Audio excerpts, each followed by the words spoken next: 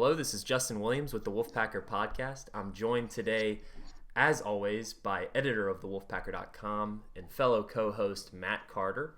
And today we're going to have a little bit of basketball conversation, talk about the men, talk about the women, both in the win column as of recent. So some good conversation up ahead. And plus, if we have time, we'll get into a little college baseball preview. The Wolfpack, or the Pac-9 rather, back in action this Friday. According to Matt Carter, we'll see. Hopefully everything goes off as planned. All right. Quick reminders before we get into the conversation. Please subscribe, rate, and review this podcast wherever you listen to us. Apple, Spotify, Google Play. You name it, we're there. Follow us on social media. At the Wolfpacker is our main account on Twitter. Give us a like on Facebook, NC State Wolfpack on the Wolfpacker.com. You can always watch our podcast on our YouTube channel, where you should subscribe to our YouTube channel and give this video a thumbs up, please. And last reminder, head over to thewolfpacker.com and take advantage of the special deal the On3 Network has going on. For just $1, you can get a year's worth of premium subscription to the On3 Network, which includes all of the great work at thewolfpacker.com. So go ahead and sign up for that. Great deal if you haven't already.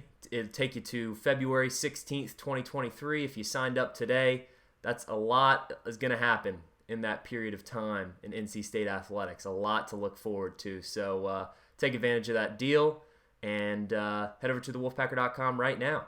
Okay, Matt, let's start off with some men's hoops. Finally, it's been a minute, but finally something good to talk about. With the Wolfpack men. February 15th, yesterday, NC State goes on the road, defeats Georgia Tech. First ACC win since mid-January when the Wolfpack beat Virginia at home.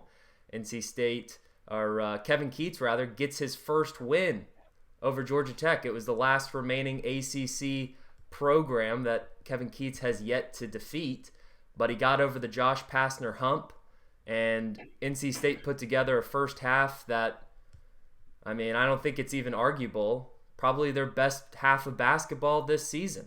I don't even think it's even close, Matt. Where does that first half rank number one for you this season thus far? And as an NC State fan, you know, what can you take away from the flashes last night? I know nobody's going to throw a parade over beating a 3-10 last night going into this game in ACC play. I mean, these are two bottom of the ACC teams.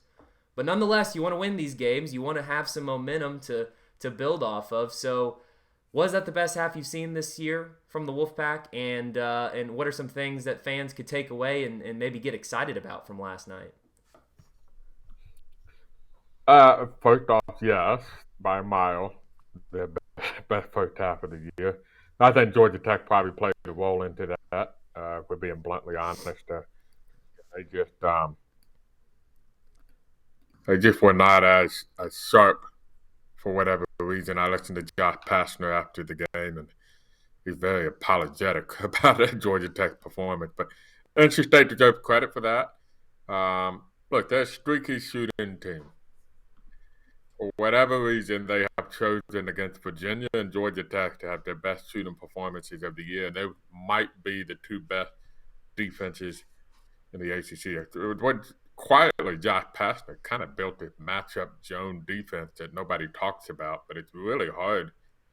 And it's second lowest three-point shooting percentage allowed in the ACC, just over 30%, and NC State made 8 of 14 threes against it in the first half. And this after they became like the second team of Tony Bennett's 13-year tenure at Virginia to shoot 60%.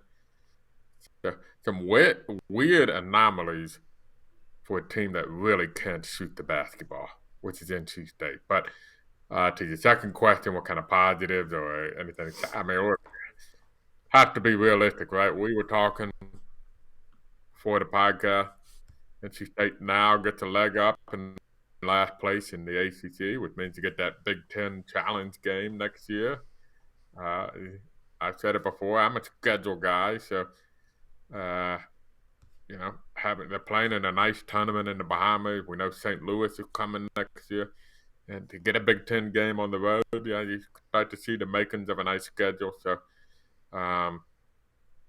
That kind of how I look at, like, how far up the ladder can they climb? They're going to be playing on day one of the ACC tournament. Almost 90+% statistical probability. I'm sure of that. I didn't do the math. I just made that up. But I think they'd have to win out, and Louisville would have to lose out, and everybody else would have to lose a lot. yeah, I think honestly they would have to win out, and I think Syracuse and or Florida State would have to lose out Okay. for that to happen. Okay. And I don't know. Man, they could theoretically tie them if they won out. Maybe they lost once, but I'd have to believe they would lose the tiebreaker scenario with a lot of teams. We're talking about a scenario that's not going to happen. It doesn't matter. It doesn't matter. I mean, we can Uh, fantasize about a magical run in Brooklyn, but it's not going to matter.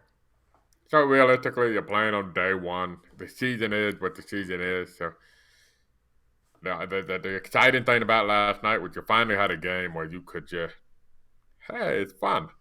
They're having fun. They're dunking it. They're stealing it. They're running up and down the court on Georgia Tech. Georgia Tech looks like NC State looked like against UNC. So you kind of got to see it on the other foot.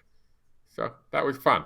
That part was fun, and that's really, they're not quitting. They're not getting their butts kicked. They're still fighting. So those are the slim positives you get out of it. To win a game by 15 points when you don't hit a field goal in the last 7 minutes and 8 seconds of the game, that shows you the type of ass kicking that you just put on a team. I mean, it was what, NC State led by as much as 30 points, I think I saw at one point. I mean, the Yeah, second I tweeted during the game that NC State just took their largest lead of the game at 43-20, and Craig Hamill, who's NC State's SID for basketball, really good guy, quote tweeted me and said, "That's their largest lead all season." So, yeah, that's what it was like. Well, if you want a positive, NC State fans, the thing that keeps jumping out to me this season, Turquavion Smith. I mean, we've talked about him a lot this season. Matt, I know you're a big believer in your freshman slumps. Eventually, every freshman will get to the point of the season where the shots aren't falling, the game speeds up a little bit, defenses adjust, they've got some film on a guy. Opponents find ways to slow freshmen down eventually. But with Turquavion Smith, I mean, yes, he's had a couple of games where they weren't great performances in ACC play, but it's never been a lump of games. He's never really gone into a slump. In fact, from what I'm seeing, he just keeps getting better and better as the season goes on. I mean, he just keeps building that confidence. He keeps becoming even more fearless, it's particularly with takes at the rim. I mean, you love to see his aggression, taking it to the basket as opposed to settling for some jump shots. And then when he shoots, I forget what his 3-point percentage was specifically last night. I know at one point it was 75%. I mean, he was hot last night. Leads the ACC in 3-point makes a game. I know he also leads it in attempts, but that's okay when you rank in the top 5 of 3-point field goal percentage in the entire league. So he is a high efficiency 3-point scorer. And when you have a roster around him that's going to be able to complement that, which I think could be the possibility next season, man, you're going to have something special with Turquavion Smith, because I mean he might be the best returning sophomore in the ACC next season. It's hard to imagine that the other freshmen that would compete for Freshman of the Year this year will not go straight to the NBA after this year. What are you seeing from Turquavion Smith, and do you think his game is something that Coach Keats can build around this offseason and maybe put together a team that could make a run to the tournament next season around him? I think the thing that maybe you can build around with Turquavion Smith is probably fans and a lot of people don't know or don't talk about. It's just his approach, his mentality, his I want to be the best player on the court. I want to win everything on the court.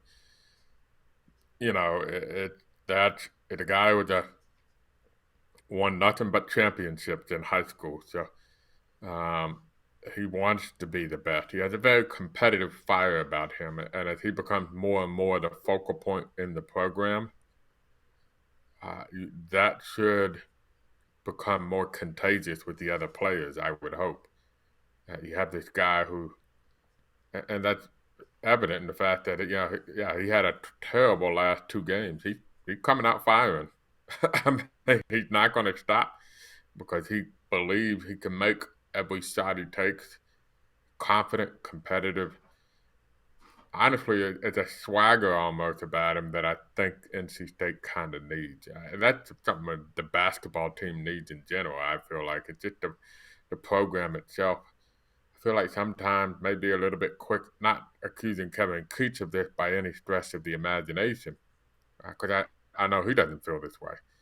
I think sometimes there's a culture that almost gets hammered into NC State from outsider's perspective of, you take your back seat to your neighbors, and you can be a nice program, but don't get carried away with what you think you can be. I think they need more guys like Turquavion Smith who kind of blank that. I'm the best player on this court, and I'm going to prove it. And they need more of that, blank that. We're going to be the best team in this area. And nothing about the blue bloods scare me or intimidate me or whatever. And so I think that's kind of what Turquavion brings to the table. He's got to get a ton more consistent. No question about that. You mentioned the three-point shooting percentage. Kind of misleading because they only count X amount of players who make a certain amount of shots per game into that category. But when you're comparing high-volume three-point shooters, I mean, right, that's what the NBA is looking for. Yep, he can do it. He's a good athlete. He has the tools. Play better defense, be more consistent, avoid some of these 3 for 14 type of games, and that's the next step for him. But he's definitely a piece. I agree with you. Should be the best returning sophomore because you got to figure. I'm not sure he's NBA ready yet. Some of these other freshmen are. They will move on. Specifically, those guys at Duke, they'll move on. They're just physically ready. I mean, that's the difference. Yeah, the kid at Notre Dame's a little bit taller, more filled out wing. Blake Wesley. Yeah, there's a good chance he'll move on too. So, you may have the best sophomore in the ACC coming back. So, a lot to do around it, but at least you have that piece. NC State. Let's see. Remaining schedule: 2 games left at home. Boston College and North Carolina next Saturday. Mixing up my days here. NC State's got actually a week off ahead of it to prepare for these last 4 games. Nice to go into a week break with some momentum in the win column. Boston College at home, very winnable game. You could string together a couple wins heading into that home game against Carolina, and then of course 2 road games to wrap up the season against Wake and Florida State. We'll see how they do in those. They'll be underdogs in the last 3 games of the season, but if you can string together a couple wins here with Georgia Tech and Boston College, maybe you get some momentum and end the season on a high note and take some momentum up to Brooklyn. So we will see. Good signs in Atlanta last night, and good for Kevin Keats to finally get over the Georgia Tech bug. So now you can say you've beaten everybody in the conference. Now run it back and do it twice. All right, women's hoops. On an even more positive note, is there anything bad you can say about the women's basketball team? I really don't think there is. They gotta quit getting these slow starts. Okay. I would say that trailing at halftime to Duke, kind of got off to a slow start against Boston College, which ended up being an overtime game because of that slow start. I think they trailed at UNC at halftime recently. Got off to the slow start against Notre Dame, which led to the only loss. They got to figure out a way to start quicker. I think that some of it is they know they're good. Other teams know they're good. Other teams are giving them their best shot. They're gearing up for them. They're targeting them. And sometimes you kind of want, I think Wes Moore's talked about this, sometimes you want to eventually stay kind of like, can we just get to March? Yeah. Can we just start getting to the fun part of the schedule? that's where for the elite team, that's part of it. It becomes a grind. They're an elite team. It's right there. They're an elite team. So the regular season is a grind because it's just a stepping stone to what you're really playing for. And so I hope that's kind of the case, that maybe they come tournament time that they switch, flick the light switch and turn it on. But that's about it. I mean, you're being picky. They're what, 13-1, I believe, 14-1 in the ACC, right? They're 14-1. Yeah, in the ACC. They've got 3 games left, so and I think the women should win the next 2. Yeah, they should win the next 2 at home against Wake Forest and Syracuse. I think they're both 1-3-11. The other's 4-10. Hard game at Virginia Tech. That'll be the tricky one. If you win that one, you win the ACC regular season, assuming you don't throw in a clunker in the next 2 games. But that's the key. Just want to get through healthy and win that game at Virginia Tech. Get yourself the number 1 seed in the ACC tournament, which they haven't had. Both times they've won the ACC tournament, it was not as the number 1 seed. So that's the goal. Get there, number 1 seed. Granted, last season they were tied for first. They shared the regular season championship, but Louisville won the tiebreaker because I'm drawing a blank because NC State beat Louisville on the road last season. Did they play a home and home last season? I don't recall Louisville beating NC State in Raleigh. It was weird.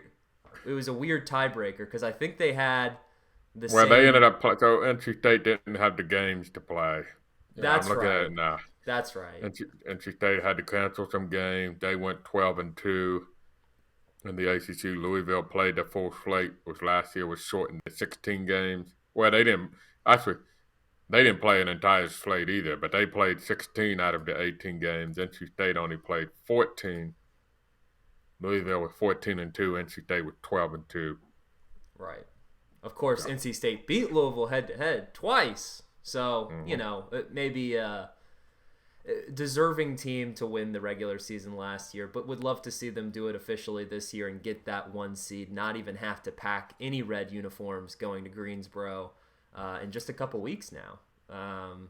But, I was watching the condensed game of the Duke game this morning before we recorded this podcast, Matt, and this team, the one flaw, I think you brought it up, that they start a little bit slow, but man, do they know how to finish a game. I mean, that game was tight going into 5 minutes left in the fourth quarter, and then NC State just went all gas, no brakes. Duke didn't have an answer. They didn't have an answer for Cunane. I mean, they just kept feeding Cunane, and that's the scary part of this NC State team, is that by adding a dynamic talent like Diamond Johnson, giving you a threat from the perimeter, a bucket getter, if you will, in those crunch time moments, that makes NC State a much tougher out in these competitive games because, you think about last year and you think about the season before that, there was no question the ball is going to go to Alyssa Cunane.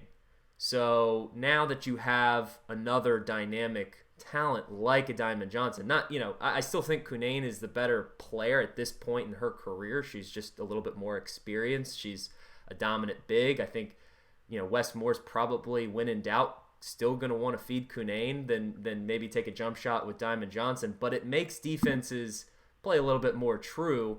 Again, you think about that Reina Perez shot in the ACC championship last year. That was a play designed to go to Cunane.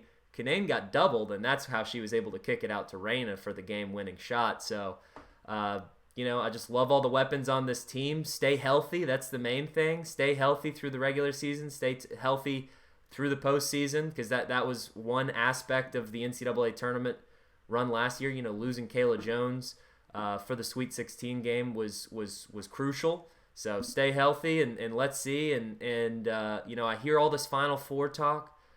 That shouldn't be the ultimate goal for this team. The ultimate goal for this team should be to win the championship, because they're one of 5 teams in the game that are equipped to do it. One interesting dynamic, though. They're probably going to be number 1 seed in Bridgeport unless they stub their toe here a couple times late in the season. And that probably will be the same reason as Connecticut. And everybody's like, oh, Connecticut's down. Let's not forget, Connecticut has the best player in women's basketball sitting on the bench in warm-ups and street clothes while she rehabbed her knee. But I read last week they said that she will be back before the season's over. I don't know if you want that number one seed in Bridgeport, because you'd be essentially playing Connecticut on their home court because they would probably be a 2 or 3 seed. You essentially would be playing them on their home court. And in NC State's case, with the Final Four both on the line, and probably a team that would be a 1 seed had paid, is it Buchers?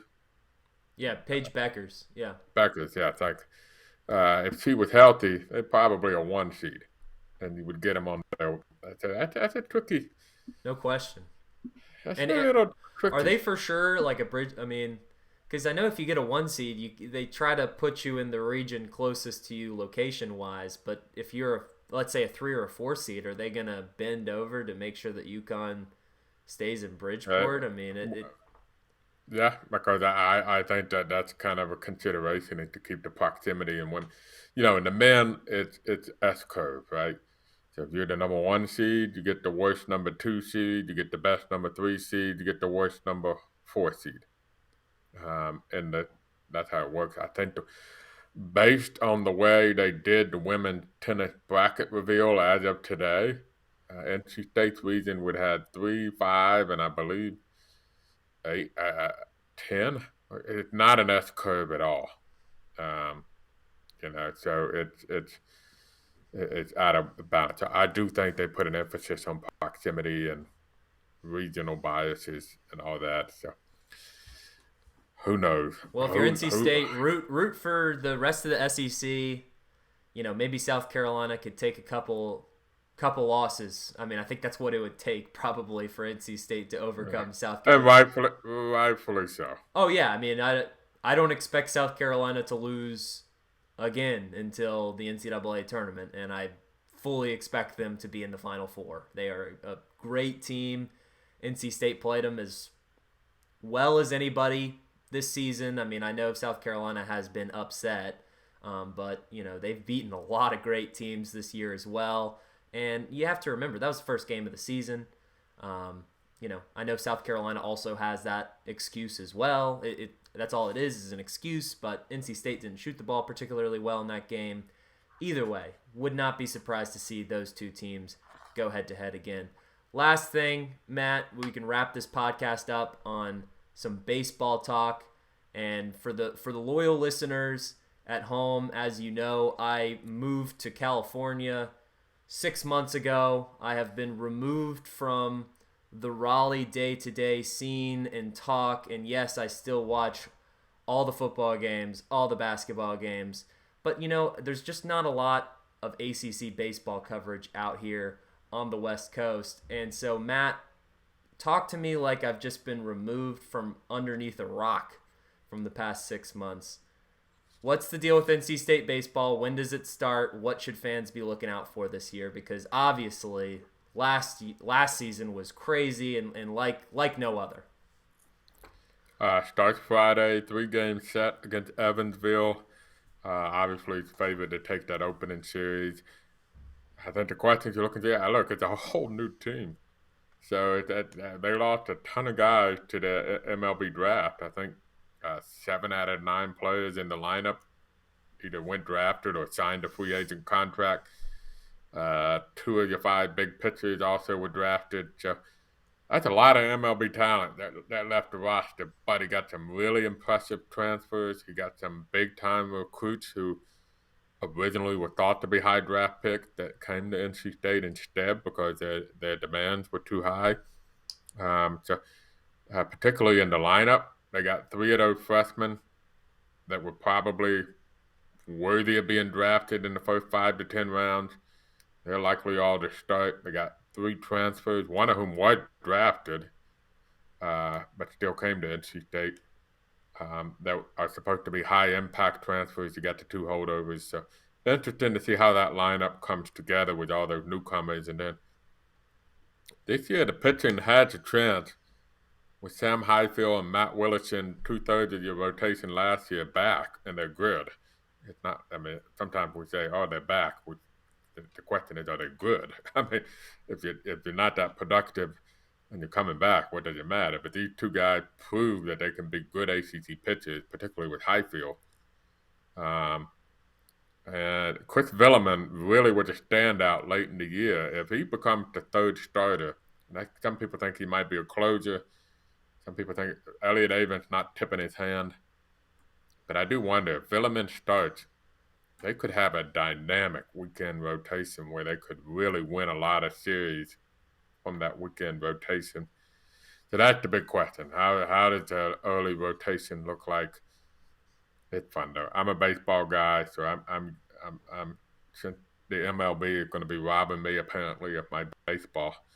I have to take what I can get, but NC State baseball is so much fun to watch. So get ready. And plenty of nationally televised games. Luckily, I'm looking forward to it. I mean, I don't know when the first game on ACC Network is, but I'll definitely be tuning in. Sounds like the opposite of last year, right? Last year, NC State, probably the best offensive lineup in baseball. I mean, maybe them and Arkansas were the only comparable, teams just in terms of production. No doubt the best hitting team in the ACC, but it was the pitching that typically, was the issue, I guess. I mean, it wasn't bad pitching. It was just, particularly early on in the year, NC State would, lose games 10-9, or They basically only had 5 pitchers last year. It's amazing that Elliot Avent navigated that with only 5 reliable pitchers the way he did. It's pretty phenomenal. Well, we'll see. Hopefully, if karma is real and this is a team of destiny, Elliot Avent will get those boys back to Omaha and claim that College World Series that they so much deserved last season. It's just hard to get last season out of your the taste of last season out of your mouth, but hopefully it'll start to subdue itself, as we get further into the season. But that's going to do it for this podcast. Quick reminders before we tune out: subscribe, rate, and review wherever you listen to us: Apple, Spotify, Google Play. We're also on YouTube. Please subscribe to our YouTube channel, the Wolfpacker YouTube channel. Give this video a thumbs up while you're at it and drop a comment if you feel so inclined. Follow us on social media. You can follow our main account at the Wolfpacker on Twitter. Give me a follow if you want at Justin H. Will on Twitter as well. And give a like to our main account on Facebook, NC State Wolfpack on thewolfpacker.com. So that's going to do it for this podcast. Oh, one last reminder. Go to thewolfpacker.com. Take advantage of that special deal. $1, year's worth of premium subscription. It's the best deal in premium sports media right now. So go over. Take advantage of the deal. It's just $1. I mean, come on. What are we talking about? So, anyways, that's going to do it. For Matt Carter, this is Justin Williams, and this has been the Wolfpacker Podcast.